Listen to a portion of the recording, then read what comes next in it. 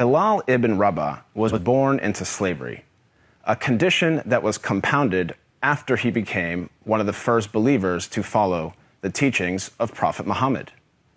Bilal's father was an Arab slave, and his mother was a former princess of modern-day Ethiopia, who was also enslaved. Bilal was ruled by a master who punished him for his conversion to Islam.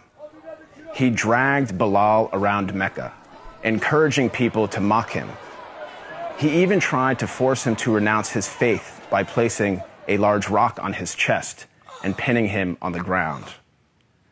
But far from renouncing his faith, Bilal showed a defiance and strength in the face of persecution and violence. Impressed by Bilal's steadfastness to the Islamic faith, Prophet Muhammad sent one of his closest friends, Abu Bakr, to pay for Bilal's freedom. Once freed, Bilal rose to prominence in the early Muslim community.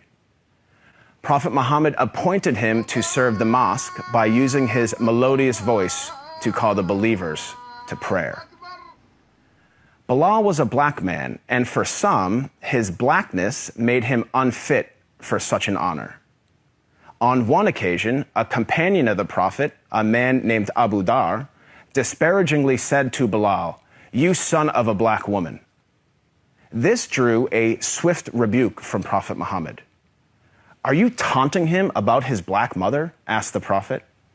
"There is still some influence of ignorance in you." The ignorance the Prophet identified was rooted in the misguided view that a person's race reflects his or her moral character or social status. In fact, the Prophet's message of racial equality stood in stark contrast to the prevalent racial animosities of 7th century Arabia. Scholars refer to the period prior to the advent of Islam as Jahiliyyah, a time of ignorance, which included racism. Arguably, Prophet Muhammad was the first person in human history to declare, in no uncertain terms, that no person is above another by virtue of race or ethnicity. This declaration is crystallized in one of the Prophet's notable speeches, his last sermon, as it is known, which was delivered on Mount Arafat in 632 AD. In that sermon, the Prophet unequivocally condemned racism when he said, "All mankind is descended from Adam and Eve. An Arab has no superiority over a non-Arab, and a non-Arab has no superiority over an Arab. A white person has no superiority over a black person, nor a black person has any superiority over a white person, except by piety and good action." Ever since then, Prophet Muhammad's teachings on racial equality have inspired human beings to strive for racial equality and justice for all.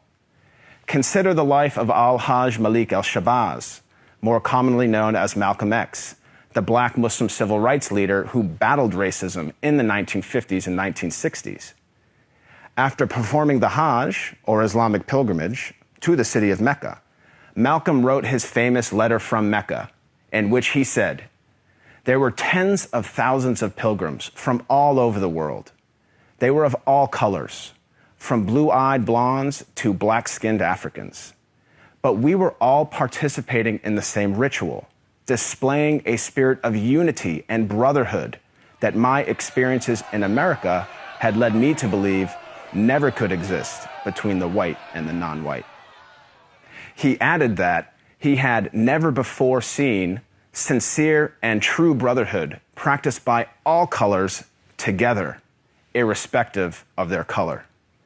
The Hajj for Malcolm represented a shift away from racism and towards racial equality.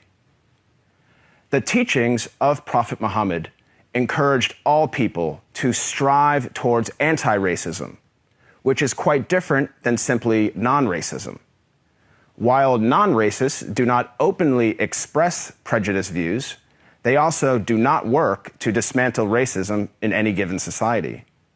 The Prophet of Islam actively challenged and dismantled the covert, the overt, and the systematic racism around him. He identified racism as a symptom and identified its root cause as arrogance in the human heart. As our world becomes more and more diverse and interconnected, it is imperative that we strive to follow the teachings of Prophet Muhammad. I am not a Muslim myself, but I have to say that I am deeply inspired by the anti-racism of Prophet Muhammad, because he showed that a person is distinguished over another not by race, but rather by the quality of one's character and conduct. I am Craig Constantine for the Amir Stein Center.